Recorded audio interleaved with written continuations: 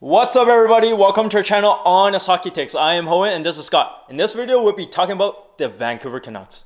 Yeah, so this team's gone through a lot lately, guys. It's actually kind of crazy.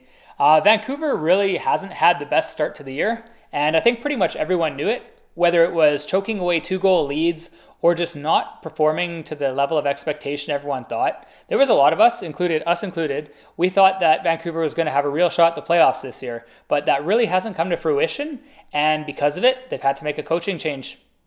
Yeah, I mean, there's a lot of reasons why they're not doing well. Their penalty killing is bottom of the league, 32nd in the league actually, 65% is really bad.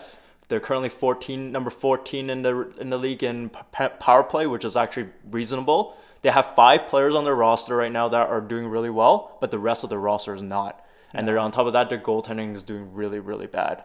Kuzmenko has been a very good surprise for this team, and Jim Rutherford is said to be signing him. They're putting in the efforts now to sign this player, which is a good sign. There's a lot of effort issues in terms of the team, with JT Miller in particular and lots of the other guys. The bottom six has not been performing well. You guys have a lot of no-name players like Curtis Lazar, who has played 38 games, and he has 2 points in the 38 games. Yeah, it's not really doing it's not good. It's just, yeah. No, it is really sad. They go from a team that's scoring a ton of goals, which it hasn't been the problem. That top six, like Cohen said, is absolutely lighting it up. Whether it's Horvat having career high goals coming up this season or Pettersson having a true breakout year, like we predicted earlier. But this team just isn't getting the stops in net, and their defense as a whole team, along with just the defensive players on the team, it just hasn't been what they need to be a playoff caliber team. I forgot to mention this, but the defense on the Vancouver Canucks has been very poor. I mean, I believe they went out and got Travis Dermott. Travis Dermott has played 9 games so far. He has actually looked okay, but he's only been playing like 14 minutes. The top 3 defensemen on the team, Quinn Hughes has looked actually really good. He's been point per game, and he's a plus player, which is surprising. But then you guys got like Oliver Ekman-Larsson, who's been -18. He's been a healthy scratch sometimes too. He's been horrible. Yeah, I think the team system, I personally still believe in my heart that it's less to do with the coaching than it was to do with more the leadership of the team just wasn't there, especially when you see a team just kind of give up as many 2-goal leads as they have. Guys like Bo Horvat and JT Miller, as much as Bo Horvat's scoring a lot of goals, it just doesn't feel like these guys are the right long-term solution. And I know they've already messed up and kind of locked down JT Miller for like $8 million a year for the next 8 years, but it's clear that one of the next things this team is going to be looking to do is trade Bo Horvat. Yeah, it's sad because I actually like Bo Horvat. Bo Horvat is, to me, the better player over JT Miller. JT Miller's $8 million contract kicks in next year, so they're in big trouble when that kicks in. Currently, he's still getting paid $5 million. He's still on the last contract. But Bo Horvat has the leadership. Is the leader. He's the guy that plays hard on the boards and stuff like that. JT Miller has been showing lack of effort for a lot of these games, and I feel like the Canucks brass are starting to regret that signing. Yeah, I don't know. I'm not really a huge fan of either of these two. If I was running this team, I probably would have both of them gone. But it doesn't really seem like there's any chance JT Miller's gone. I don't know any team that's going to take that contract now that's a fresh $8 million contract for so long too, until he's like 37, 38. But they got to try to get the most out of this Horvat trade that they're going to do. They got to get some good prospects. They got to get younger. Clearly, this core is not the core that's going to take them to a Stanley Cup. It's not, and there's rumors that he's going to be traded to the Boston Bruins. Yeah, they're rumored to want Lysol from the Boston Bruins, so if they can add him in a trade, that would be pretty big. But imagine him with the last person on the line. That'd be insane. Yeah, Vancouver really loves to have a whole Swedish team apparently. So seems to be their move in year out. Yeah, their goaltender has not been playing well at all. I mean, Thatcher Demko, going into our expectation for this year for the Vancouver Canucks, we thought that there would be a playoff team primarily because of Thatcher Demko. He's a top 5 goalie. He's a very good goaltender, but he didn't start off the season strong. No, and now he's missed like 2 months. It's kind of hard to, without a starting goaltender, especially one of that caliber, it's really hard to get anything going. And I kind of feel bad for this team because I do think over time, if he was healthy, Demko would have rebounded. Yeah, and then the backups right now are just not good at all. The goals that they were letting up, it looks embarrassing. Spencer Martin started good, but then he fell off. Like, you could tell that this guy is not meant to be a career NHL starter and more of just a backup type guy who plays like 25 games a year. But he came out really hot. I think he started like 9-2, which was incredible. But now he's since fallen off, and he just has like a goals against way over 3. Yeah, so now let me ask you this though. What do you think about how the Vancouver management managed the Bruce Boudreau situation? I think it was terrible. I didn't feel like he ever got a truly fair shake with this team. I thought he should have been locked up after last year. Like, I mean, when he came and took over the team halfway through the year, that team changed. They went from being a very below 500 team to being barely outside the playoffs by the end of the year. This is a team that like missed the playoffs by like 6 points after a terrible start to the year. And you could tell that the fans, they really wanted this guy to stay. They loved Bruce Boudreau, and the players liked playing for him. I don't think that was the issue. Once again, like, I'm not going to, like, a lot of the times, people have this habit of always blaming the coach if something goes wrong, and it's kind of unfair. I don't think in this case it was the coach's fault. I think it's on the individual onus of the players at a certain point. Yeah, it's definitely on the players. 100% is on the players. But also, like, the management, I believe they made it public because, what's it, Rutherford? Yeah. Rutherford has never been in a Canadian market before. And I don't think he realizes if you say something and it gets out there, it gets out there. And there's rumors that he was already looking at Rick Tocchet as a coach since summer. And if I was working somewhere and I know that my boss doesn't want me, I'm not going to be able to work my job. They should have made that deal. If he knew that's what he wanted from the summer, he should have instituted that in the preseason kind of thing and got the guy in there right away. It was kind of silly to keep Brucey around if you're just going to treat him like that. That's not really fair. Yeah, and like what Scott said, when Bruce Boudreau was hired last season, the team transformed from Travis Green's It was a regime. big difference. It was a huge difference. The team played so much better. They were actually top 15 team for sure in the league. They were going to make the playoffs for sure if they had more runway. Yeah. They just ran a runway. I feel like with Bruce Boudreau, he was treated really poorly by the management. I feel like he should have got at least a full year. Yeah, finish the season. I mean, it's not going to hurt you any more than it already is. Yeah. Because if you're doing so bad as it is, sure, you'll just get a good draft pick this year and you can let him go at the end of the year. It just seems like they're not really gaining anything by putting in Tocchet mid-season, like 46 games in. Yeah, I mean, the team's not going to make the playoffs, 100%. So I don't get what's the point of making that personnel change now. And the fans are pissed. Yeah, so. All around, total big L for Vancouver, I think, Yeah. especially for their management. That was just a brutal idea. And one thing I just wanted to add about Bruce Boudreau, as much as he didn't have an amazing season, he did something really special for this team and probably changed like one player specifically for a long time. Ever since he came into this roster, he has made Elias Pettersson the player that everyone wanted him to be. This is a guy who struggled horribly under Travis Green in the last like year and a half before Brucey came around. Like he had 20 points in his first 40 games last year. He didn't feel confident. He looked like a shell of himself. And Bruce Boudreau came in and his numbers under Bruce were absolutely unreal. Like this guy was like 1.25 points per game under Bruce. It's incredible. Actually, to be honest, all the top end guys actually got so much better under Bruce. Even JT Miller, like his production was he hit the 100-point mark. Yeah, right? It just bothers me. Like I don't know why they were so quick to get rid of this guy when there was actually a lot of positives.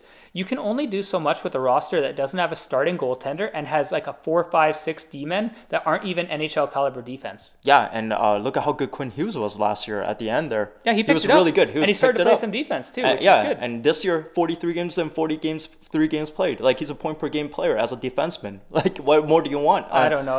They're asking for some miracle from their coaching staff that's not really practical with the players they've given them to work with. If anything, for me, it's more on the GM. Oh yeah, and I remember they got Ethan Bear. I know Ethan Bear really well, watching him here in Edmonton here, and this guy's a turnover machine, the worst games possible.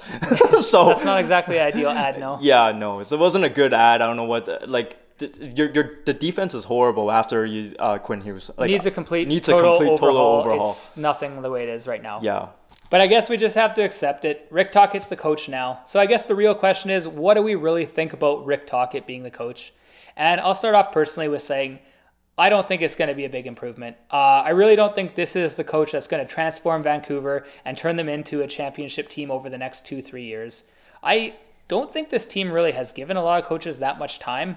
I was looking through some numbers of coaches they've had over the last 20 years, and they really tend to not give these coaches that long of leashes. And I feel like that's going to happen to Rick Tocchet too.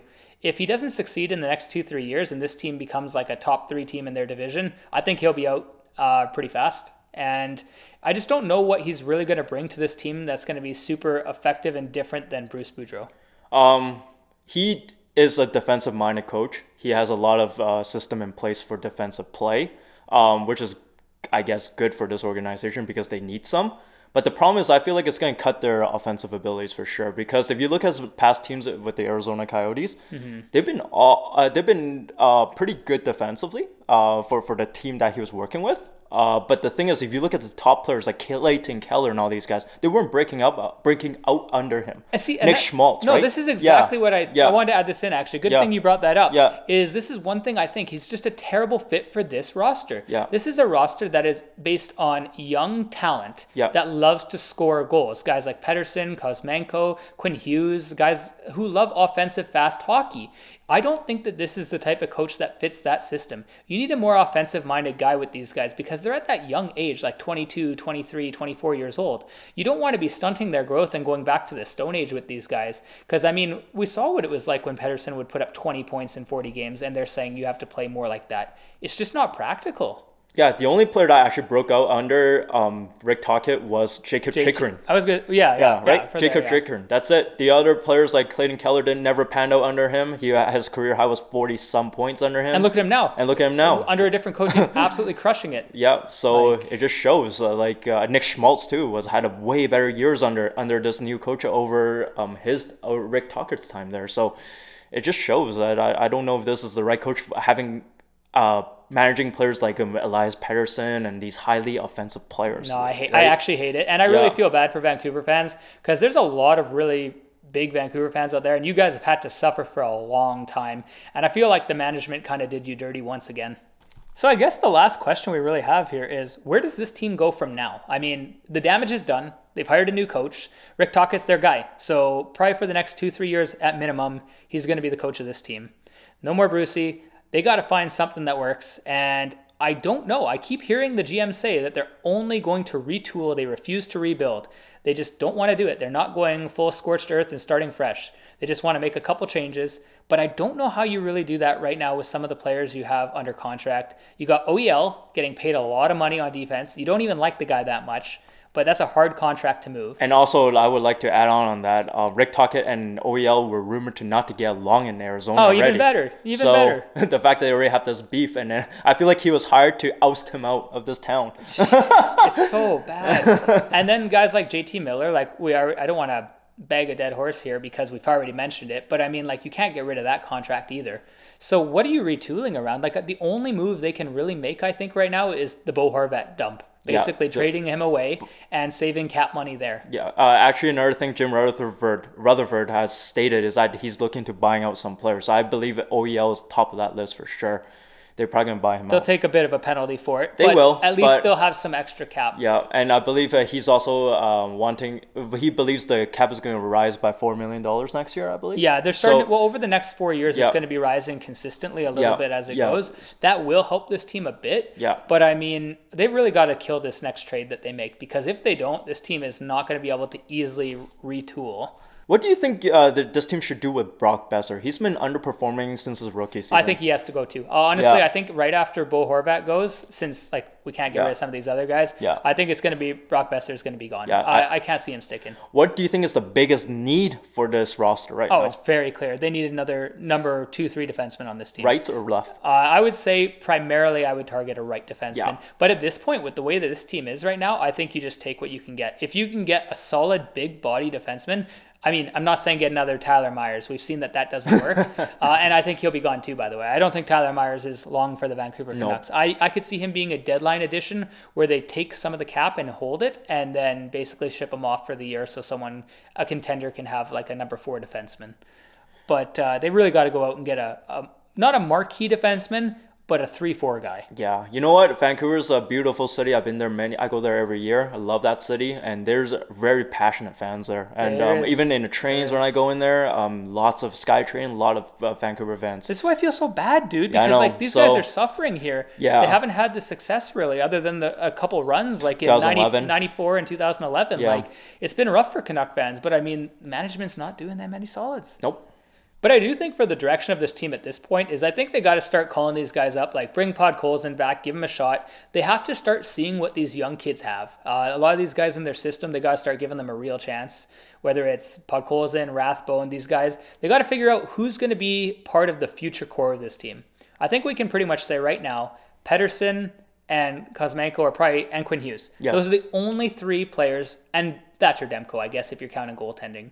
But these are the only players of their core that they're locked in. These are the only guys that are going to be there no matter what and going to be part of that core for the future. And I don't really think anyone else is indispensable. Yeah, I mean, they have to play those young guys, bring those guys back up, because I don't know why you guys have Sheldon Dries on your roster. I don't know why you have all these no-names on your roster. They have no depth right now. Like the bottom 6 is so disgusting to look at. Give some other guys a chance. At this point, you have to. At this point, just play guys that are going to be in the future of your organization, rather than just playing these like life for AHLers, right? So no, good point. And then one more thing I want to add is, so how do you think Garland's going to play under this coach? Because he has played well under him before in Arizona. The coach might give him a bit more opportunity, like in the top 6 and stuff, because he's worked with them before. Mm-hmm. But I don't really expect this guy to go back to his prime Arizona days by any means. I don't think he's that level of a player. I think it was kind of more of a one-off year thing. He'll probably get chances in the top 6 though, realistically, on the wing. I think they should try him out there. Yeah, they probably will. Maybe they'll put him with Kuzmenko and Pettersson, or with other JT Miller or something like that. Who knows? Yeah, because that's one of the players I felt like was kind of underutilized under Bruce Boudreau, unfortunately. But I want to see how this coach does with him. So, yeah. Should be interesting. Well, guys, that concludes our video talking about the Vancouver Canucks. Honestly, I really hope they do turn it around, because it's been pretty brutal for a lot of fans for a while now, and this team has struggled. But until next time, we'll talk to you later. See you soon. Bye.